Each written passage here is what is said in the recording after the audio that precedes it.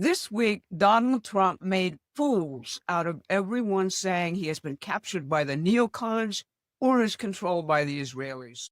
He shocked Benjamin Netanyahu by ordering him to stop bombing Gaza so that the hostages could be released safely, and he praised Hamas for being ready for peace. He had previously warned Hamas that unless they agreed to his whole peace plan by Sunday, all hell, like no one has ever seen before, will break out against Hamas. But, as Barak Raviv documents in Axios, all the Middle East players, including Netanyahu, thought that any partial agreement by Hamas, like releasing the hostages, would result in Israel unleashing just that holy hell on Gaza. But Trump was working with Arab states outside Israel's control, and he knew that Hamas's agreement to release the hostages was the most vital breakthrough to work with, and he took it, and he slammed Netanyahu. Here's President Trump talking about the release of the hostages and his Mideast peace breakthrough. Notice who he thanks and praises. Roll it, Adam. I want to thank the countries that helped me put this together: Qatar, Turkey, Saudi Arabia, Egypt, Jordan, and so many others. So many people fought so hard. This is a big day. We'll see how it all turns out. We have to get the final word down in concrete. Very importantly, I look forward to having the hostages come home to their parents and having some of the hostages, unfortunately, you know the condition they're in, come home likewise to their parents, because their parents wanted them just as much as though that young man or young woman were alive.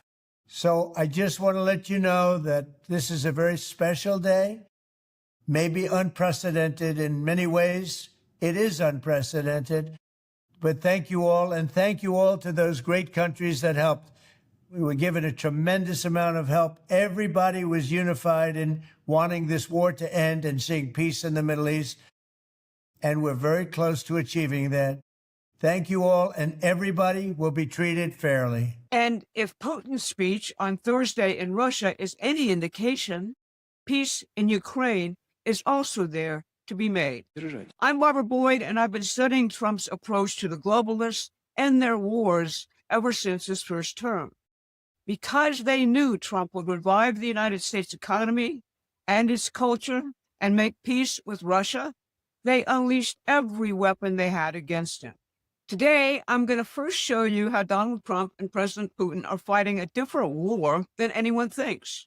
That's the war for traditional national cultures. Then I'm going to talk about Trump's now declared war on the drug cartels, Antifa, and the 1960s counterculture. If you like our videos, please like and share this one. It increases our reach on YouTube.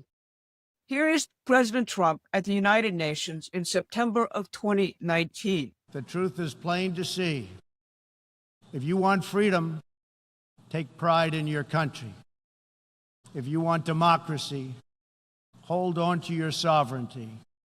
And if you want peace, love your nation. Wise leaders always put the good of their own people and their own country first. The future does not belong to globalists. The future belongs to patriots. The future belongs to sovereign and independent nations who protect their citizens, respect their neighbors, and honor the differences that make each country special and unique. Here's President Putin on Thursday, and I have to read it because he spoke in Russian and I'm giving you the translation.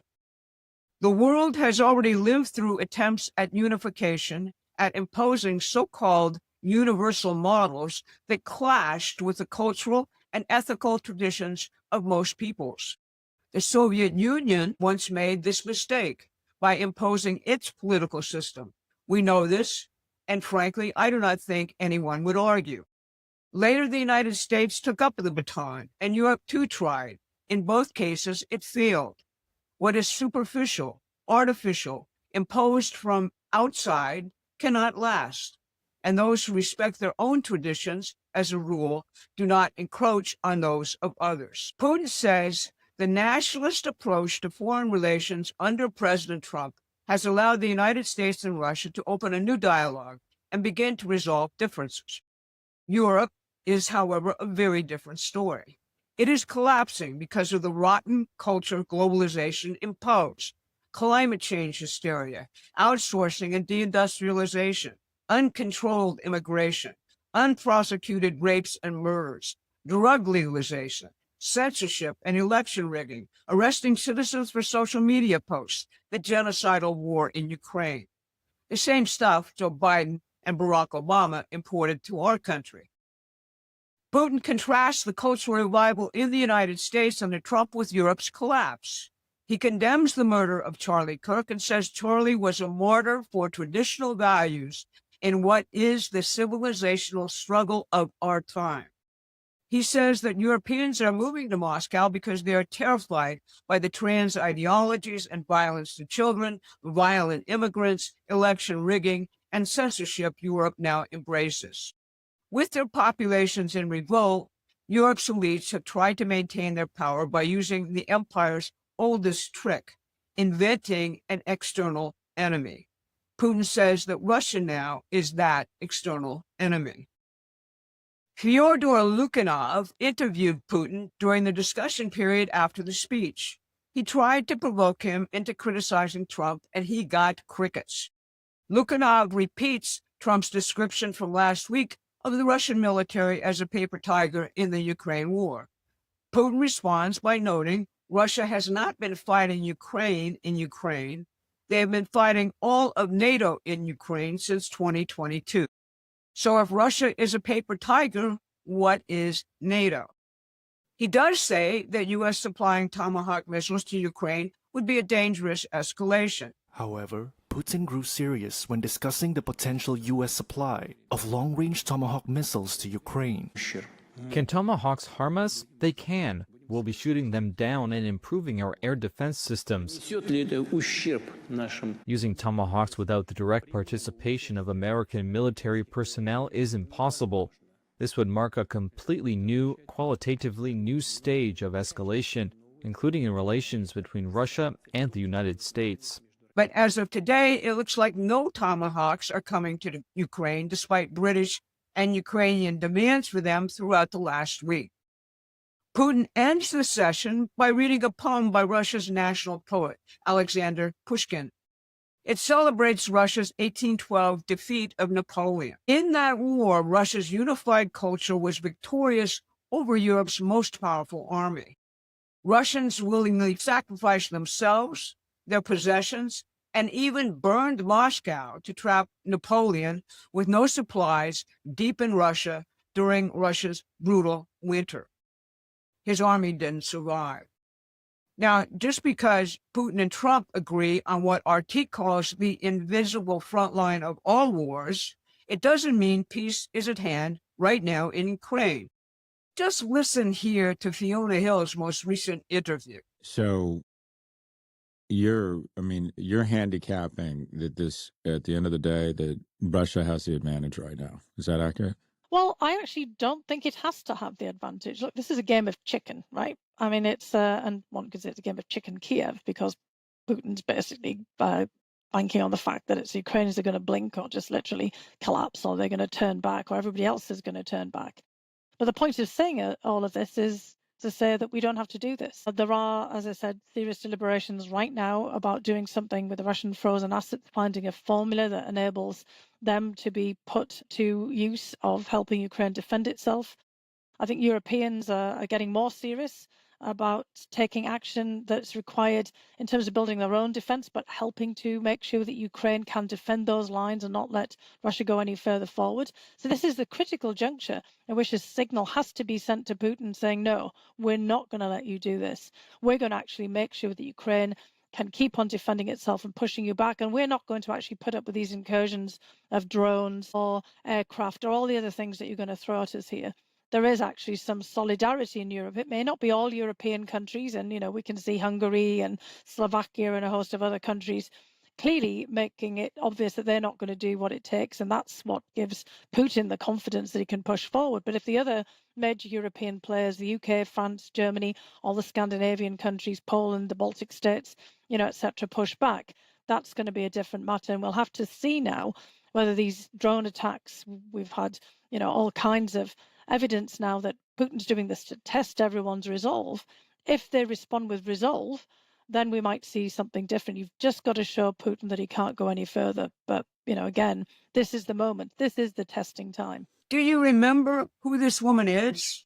She was infiltrated as the Russian expert on Donald Trump's first National Security Council in 2017.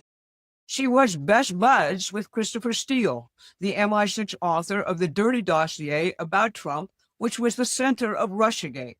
Igor Danchenko, the main source for all of Steele's garbage about Trump, was her researcher at the Brookings Institution. She became a key witness against Trump in the impeachment. Where is she now? Well, back in Britain, conducting the current defense review of Her Majesty's military for the British government. So I've tried to take you through a deeper story here about the principles Trump is using to do what seems to everyone to be almost impossible. It's all about listening and understanding the true interests of sovereign nations and using that as the negotiating pieces on his chessboard. Since most people try to impose their set views on the world or adapt to prevailing opinion rather than faithfully observing and reacting to reality and creating new solutions, Trump's methods and his creativity make these people very, very angry. Now, if you want to go behind these videos and get our research and show notes, please become a paid subscriber to our newsletter. The link is in the description. Now, for the second point, Trump's righteous wars all launched this week. While Trump seeks a peace in the Middle East and Ukraine, he has opened a real war which is in our true national interest. This one is against the drug cartels who are killing 100,000 Americans a year, including a significant population of our young people. On Friday, he notified the Congress that the United States is now engaged in outright war militarily with those drug cartels. He is also taking down the color revolution and internal subversion machinery, which was turned against the American people from 2016 through 2024. This week, the FBI ended its relationship with the Anti-Defamation League of B'nai B'rith and the Southern Poverty Law Center, both of which made their money by informing for the intelligence community and defaming dissidents and populists. So much for Trump being controlled by Israel vis-a-vis cutting off the ADL. He also declared the various violent street gangs, which are the shock troops for the current insurrection, to be domestic terrorists. That means he can not only go after all these thugs, he can go after their funders and controllers in the NGOs and foundations. The executive order declaring Antifa and similar violent gangs to be terrorists makes specific reference to the anti-fascist branding of these gangs. In the modern period, they were developed in Germany by British intelligence after the fall of the wall. The goal was to prevent a sovereign Germany from working with Russia to develop Eurasia by violently destabilizing the German government. Most importantly, the whole anti-fascist brand, so much used by the Democrats at this point, is the product of the Frankfurt School, an intelligence front which waged a cultural war to subvert the United States from within after World War II.